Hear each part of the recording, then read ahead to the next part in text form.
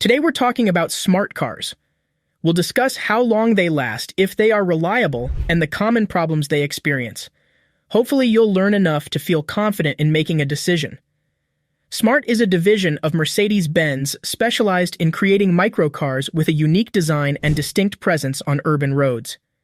The company was founded in 1994, with their first model, Smart City Coupe, released in 1998. Despite their popularity in Europe, smart cars saw limited availability in the US, with the first cars arriving in 2008. We're going to discuss 7 factors to consider when buying a smart car. The first factor is consumption and range. Despite their size, gas-powered smart cars are not the most efficient vehicles on the road. The older 1-liter, 3-cylinder engine and the short-lived 0.9-liter, 3-cylinder engine achieve at most 38-39 mpg on the highway, or 35 to 36 mpg of the combined drive. In the same model years and class range, many competitors achieve greater fuel economy than smart cars. Toyota Prius, a heavier and larger car, can get 51-48 mpg thanks to its hybrid system. Next is the engine. Unfortunately, the engine itself doesn't have much longevity. It requires less frequent maintenance, but the replacement interval is between 7,500 and 95,000 miles. The tightly packed engine is difficult to work on as well, making the cost of labor high no matter the type of service or repair. The next factor is the transmission. The 5-speed automated manual transmission is notorious for poor performance, even by the standards of a slow city drive.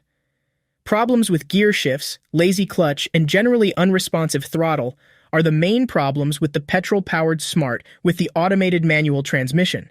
The electric model doesn't suffer from these problems, making it potentially a better purchase.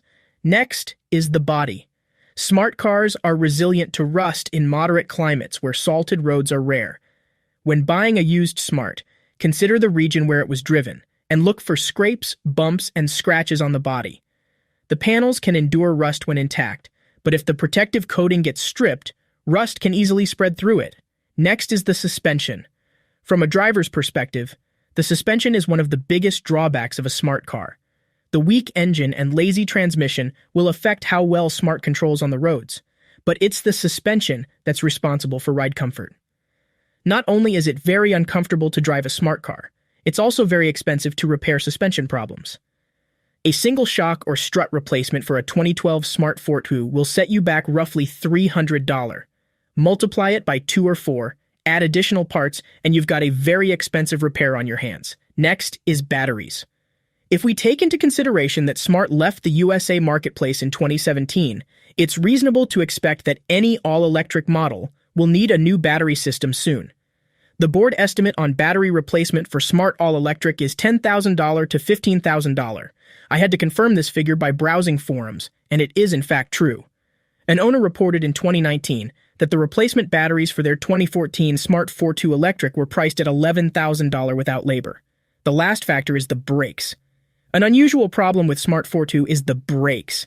There's no issue with their effectiveness, but it has been reported that they wear out incredibly quickly, with one owner replacing them every 8 months. This likely has to do with how the vehicle is driven and frequent braking on the city streets. However, while the standard brake pad lifespan is rated at 40,000 miles, Smarts can only do 25,000 to 30,000, so there is some truth to this report. So, after taking all of this into consideration, how long do smart cars last? Smart cars can last more than 150,000 miles, but that is only if you maintain and repair them regularly. In reality, models imported in 2016, 2017 can already have deal-breaking problems.